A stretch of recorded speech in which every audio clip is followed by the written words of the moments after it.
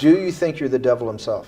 Lui, c'est Jeffrey Epstein, No, but I do have a good mirror. prédateur sexuel américain, mort en prison en 2019. Do you think you're the devil himself?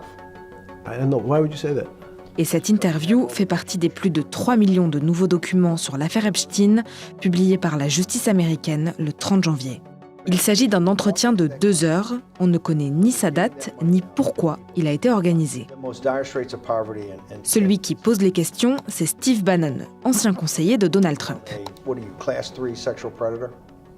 Tier 1. Was tier 1's the highest and worst? No, I'm The lowest? I'm the lowest. You're the yes. lowest. Okay, tier 1, you're the lowest.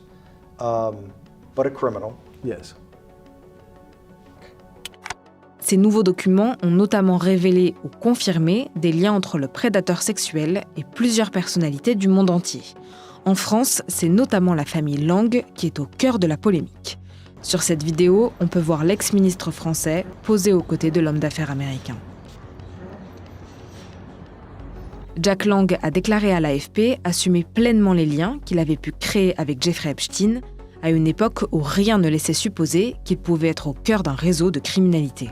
Les documents révèlent également que Caroline Lang, sa fille, a fondé une société offshore avec Epstein en 2016. Société qui n'a d'ailleurs pas été déclarée au fisc français, Caroline Lang a reconnu une naïveté confondante auprès de Mediapart.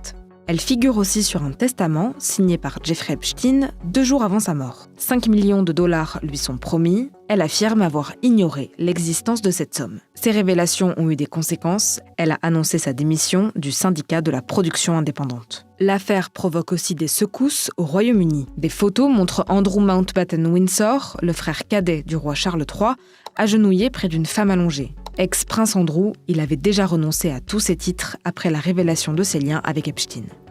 Le 19 décembre, 3965 documents avaient déjà été déclassifiés par le ministère de la Justice américain.